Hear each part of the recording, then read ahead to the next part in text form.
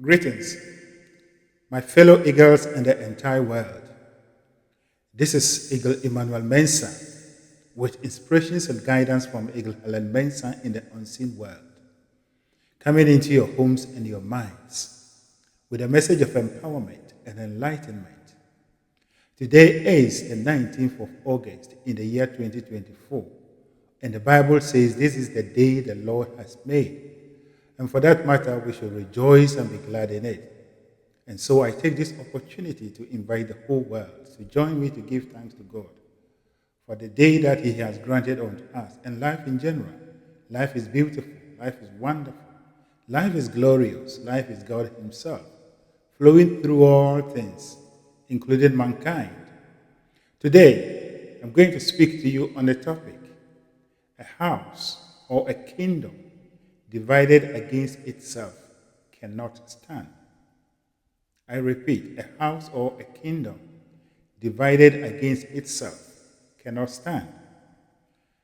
This is a biblical verse, and it's a statement Jesus made in the book of Matthew, chapter 12, verse 25. And I believe in other gospels, in other books too, this same statement has been referenced by other writers, the gospel writers. And so today, I am not, as I've always been saying, I am not a pastor. I am not talking in religious terms, but I'm speaking to you from the mental and the metaphysical perspective.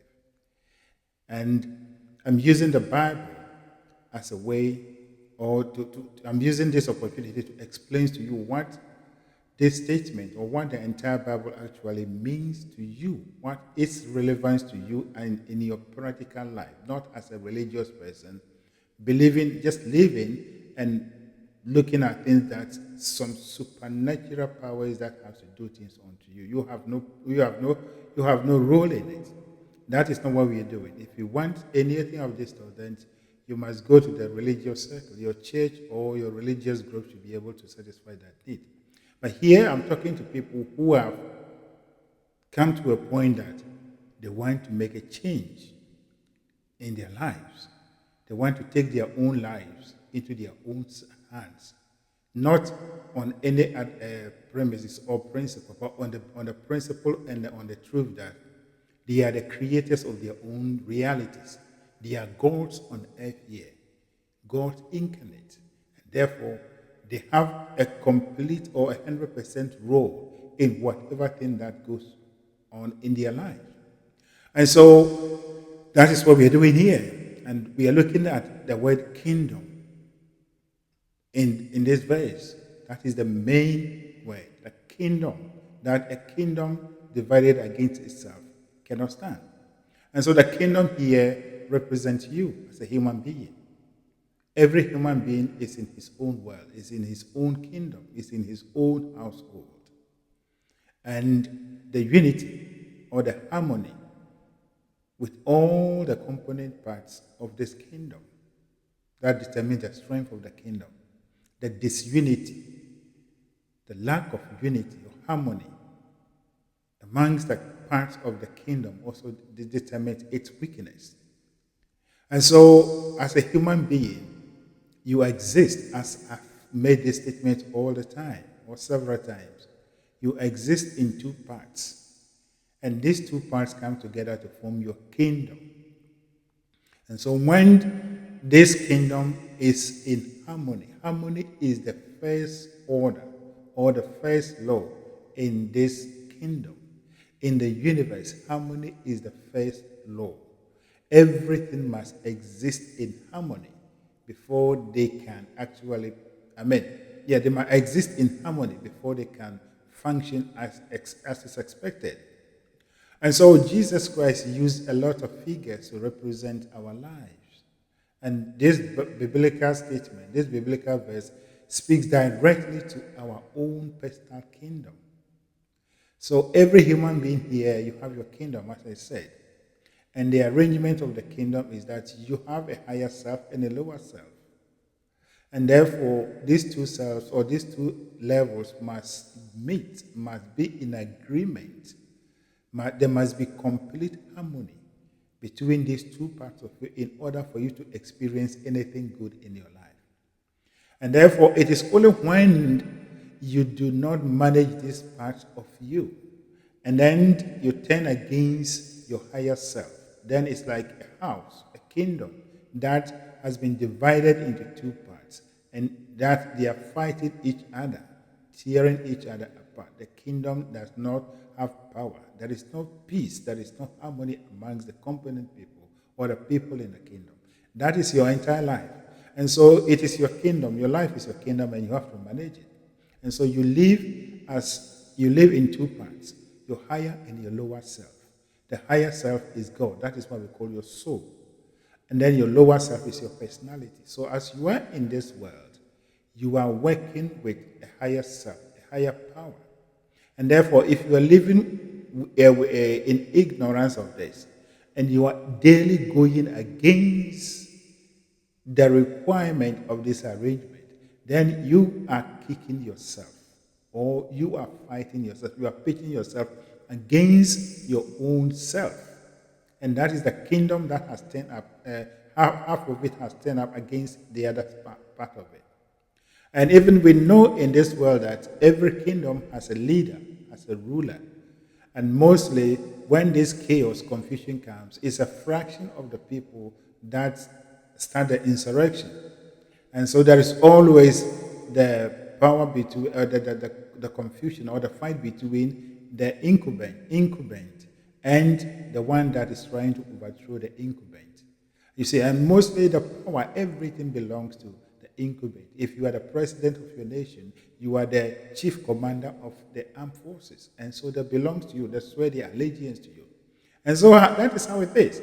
And so your kingdom, your soul, which is God, is the source of everything has the power. But the moment you think and act in opposition to this power, that means you are trying to overthrow God in your life. And therefore, the kingdom your kingdom which you're supposed to bring together and let it stand, you are fighting against it. The lower self is fighting against the higher self. And when it comes that way, it cannot stand. It's confusion. And so, the idea that we go about in perplexity, worrying, and accusing other people, blaming other people, looking for solutions to our problems that they are coming to us as a result of the forces in other or the other powers working against us is a mistake and is born out of ignorance. You are a powerful human being. You are not just here passing through this world, but you are here to co-create with your higher self, with God. And this arrangement is always there. And therefore, you create discord. You create sour and painful situations in your life only when your lower self is going against your higher self. And so you will know the harmony in your kingdom or disharmony in your kingdom by paying attention to how you feel. Your emotions are always the indicators that tells you how you are how your kingdom is united or is disunited. Your kingdom is working harmony or the kingdom is tearing apart. Every human being has emotions, and you know how it is. You know how emotion feels. And therefore, if you are a man or woman and you are not paying attention to how you're feeling about any given situation, any thought that you are entertaining, then you are a reckless or you are unwise ruler. You are not ruling your kingdom well. And that means you are allowing, you are pitching your kingdom against itself. And that kingdom cannot stand. It will ruin. It will be destroyed. That is your life. And so you see a lot of things happening in your life, a lot of situations happening in your life. And it looks as if it appears that people are those doing it to you. It appears that there are some forces somewhere working against you. No, that is not the truth. The truth is that you are working against yourself. But because we have been doing this over and over and over and practice it, that it has become chronic, we do not even realize that we do it. We do it. And therefore, we do it when it appears, then we say, you see, we declare, you see, I told you, the enemies, I know that these enemies don't like my progress. But as a matter of fact, there is no enemy anywhere. It is you who is your own enemy. And so you need to manage your kingdom well. You need to manage your kingdom well. And that is your mental world. You need to manage it. Your emotions are in your life for only one purpose, and that is to always remind you your position or where you are in relation to your higher self. Are you in team? Are you united with yourself? A man or woman that is united with him or herself is a man of power. Wherever he or she appears, he draws crowd. People gravitate towards him. When there is confusion, the man appears and there is peace. When there is crying, the man appears and there is laughter. That is a fact. So when you go to any place and you see one person that appears to be the star, everyone looks onto the person. It means the person knows how to manage his kingdom. And because he is one with himself, he is one with God, everything flows through him. Anything that comes through him is peace. Anything that comes through him or her is love. Anything that comes through him, heal people, solve people's problems. Every human being has the ability to do that. We have the capability. It is indwelling in us. It's innate in us. But it is our responsibility to nurse and nurture it and let it be our true life. And so, life situation, we are going through all these kind of situations because we are fighting against ourselves. Our house is divided. Our houses are divided. And this is the time that we have to become awakened. The weakest person in this world is the one that doesn't take responsibility of his own thinking, but turn around and blame other people. That is the weakest person. It's a weak mindset to live and believe that your life challenges are the work of other people. You are not taking responsibility and accountability of your life. And this weakness is born out of ignorance because we don't know. We've been trained to believe that God is doing everything for us and we don't have any power, any role. All we have to do is to follow some rules and do whatever men and women are telling us, even regardless of how we are feeling. Regardless of how we are feeling. And so you see that men and women are observing rules and laws and guidance or whatever, but they know within themselves that it is something that is not helping them within themselves. They are boiling, they are tearing apart. But they are doing it because someone said they should do it. No. In that case, your kingdom is dividing against someone is pitching you against your higher self. God is in you.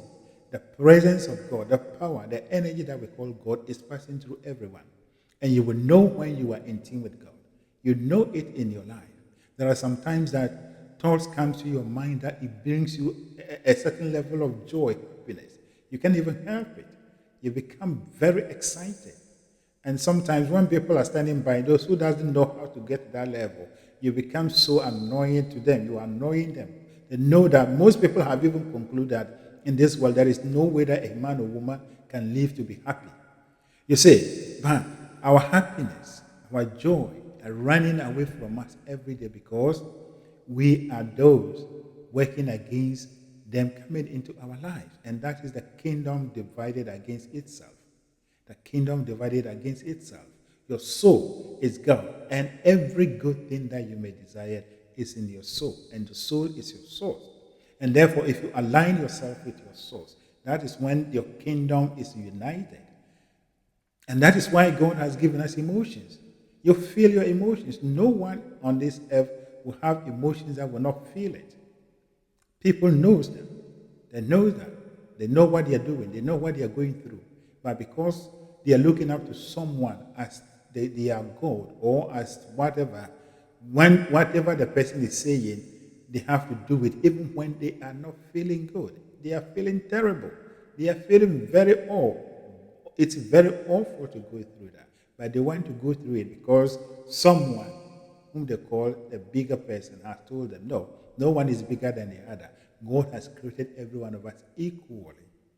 We have the same access. We have the same rights to God.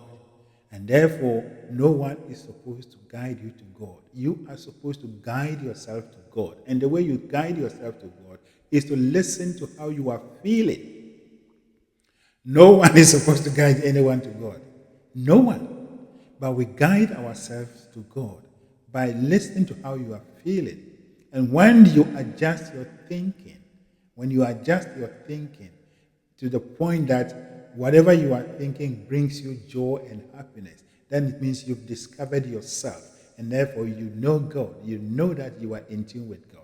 That is why we say you have a personal relationship with God.